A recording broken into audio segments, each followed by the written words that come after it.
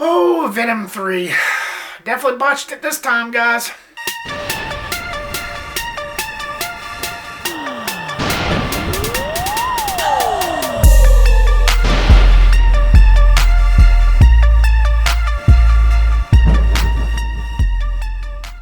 What's going on, guys, and welcome to my review of Venom: The Last Dance, the third and final chapter of this trilogy. And this is a trilogy that I never had a problem with. I've always had fun with it. I've never thought that it was the greatest thing that was ever made, but it's something that I had fun with. And I understand a lot of people resenting it because it's a movie based off of a Spider-Man villain. I get why a lot of people shows a lot of resentment towards that. I definitely do. But it's something that I enjoyed. Back in 2018, when the first Venom came out, it surprised everybody, especially Sony. Nobody thought it was going to go anywhere, yet it made close to $1 billion. I think it made somewhere around the ballpark of $800 million.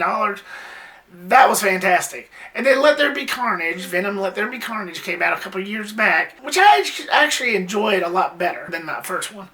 So whenever I heard that they were doing a third one called Venom: The Last Dance, I was excited. I was definitely curious.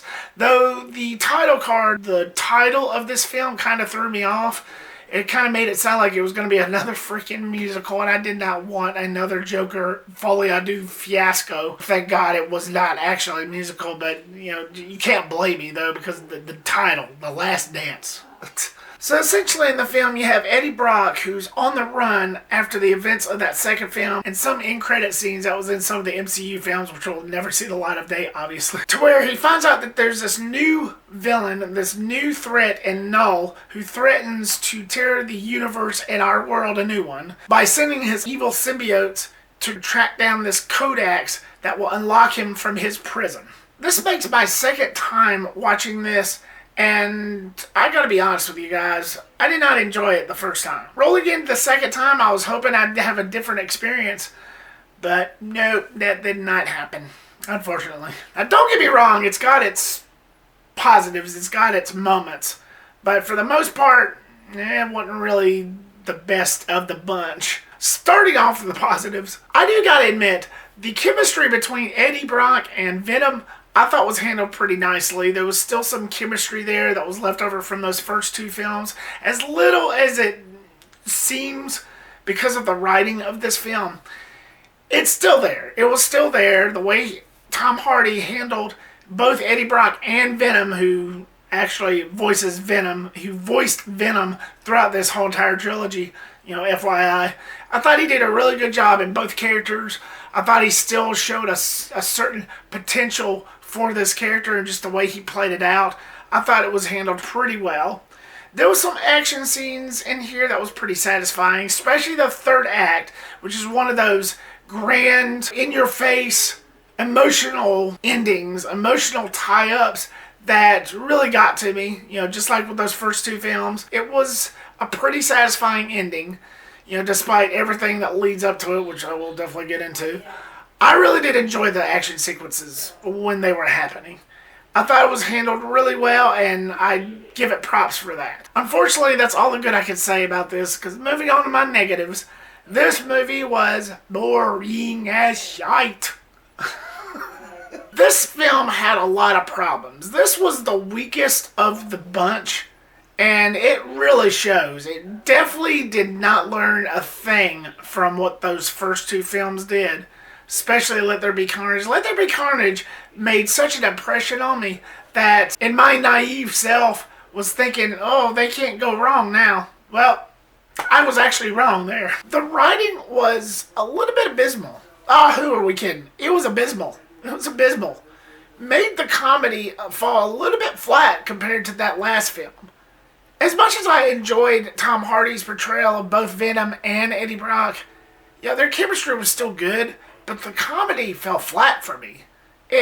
Most of it, if not all of it, just especially compared to Let There Be Carnage, it just didn't match up. It didn't measure up at all compared to those first two films. The writing in this was the definite problem, and I had no idea where they were going. Most of the jokes just fell flat, and all I heard in my theater was just crickets the whole time, especially in my head.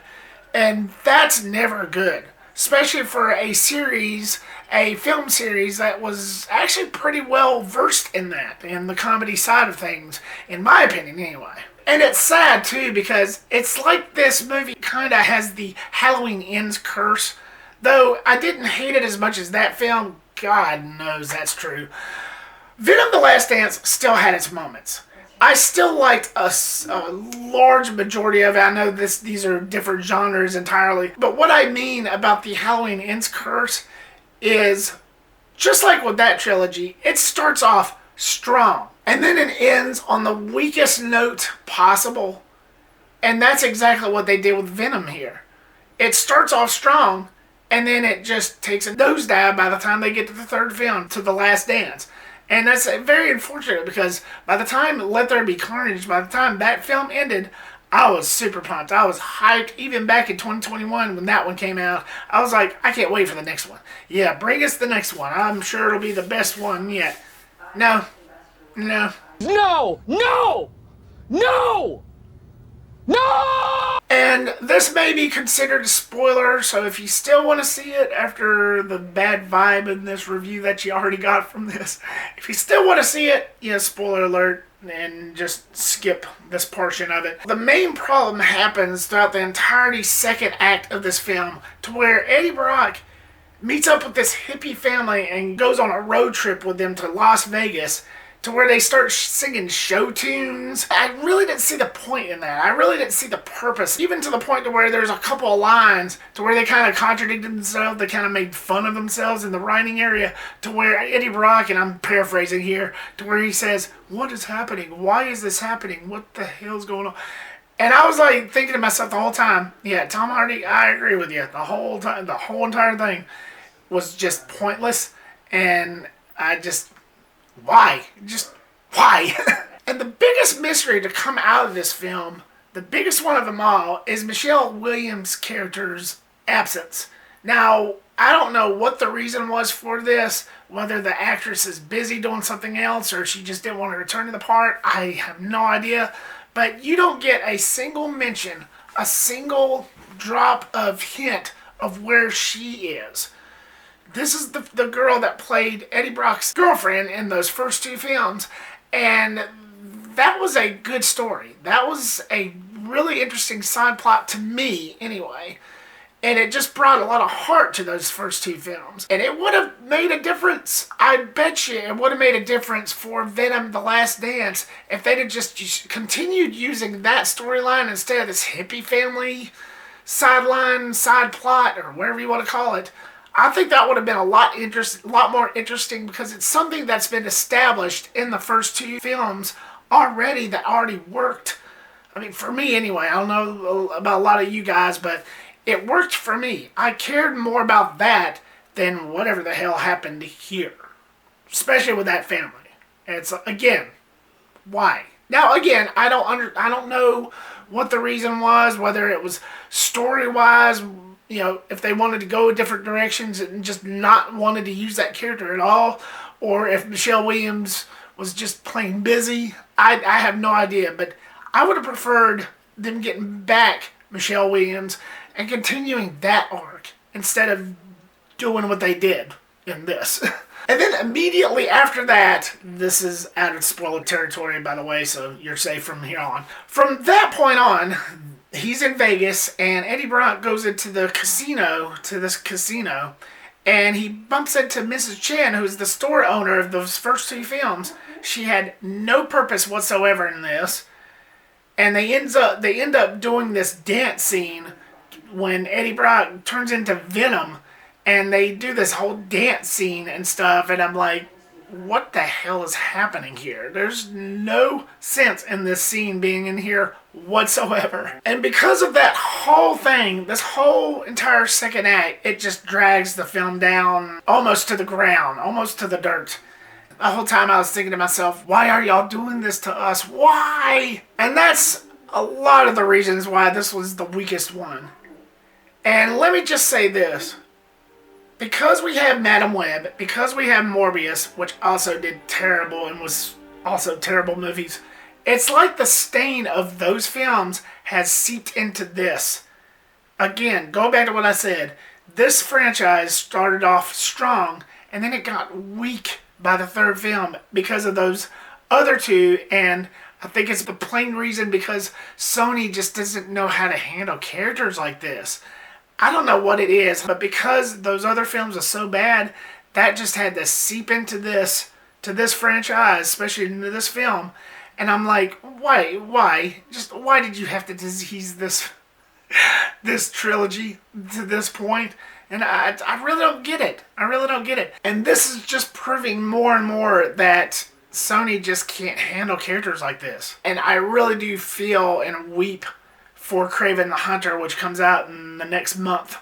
And it's like, it's just, why did they even bother anymore? Why? Just why? Not to mention that you get promised threats of this new big baddie in town in Null that threatens to kill the whole entire world and end all things and all life as we know it in the universe, in this world. And you get absolutely nothing from this character, which is a shame because Andy Serkis is awesome at playing these creature parts, especially when he played Gollum in The Lord of the Rings, and he directed the last film in Let There Be Carnage. He's awesome, but they gave him nothing to work with and nothing to do except sit around and do this. I am Null. I must escape my prison.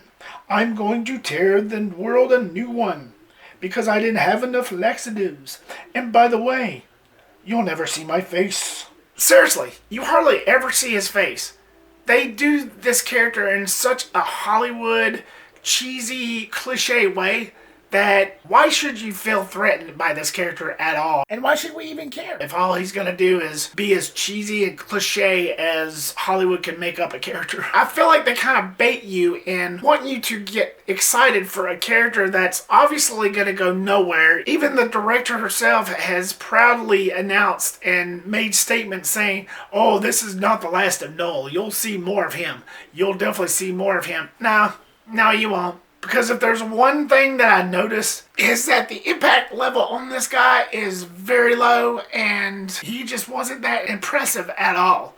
Especially when you have your head down like this the whole freaking time. Now, Lord knows I'll be the first one to eat my words. If I'm wrong about this, and I hope I am, in a way, I will gladly admit that, hey, good for them. If there's a possible way that y'all can continue on with this character, especially after knowing what happens in the end of this film, which I will not give away, but especially knowing that, having that knowledge like I do, I just don't see it. No, I just don't see it. Not a cornerstone in hell. So yeah, Venom the Last Dance, definitely the weakest one out of them all, and it just isn't really worth that much. Again, yes, it does have its moments, and referring back to the Halloween curse of why it starts off strong and then it just finishes off weak.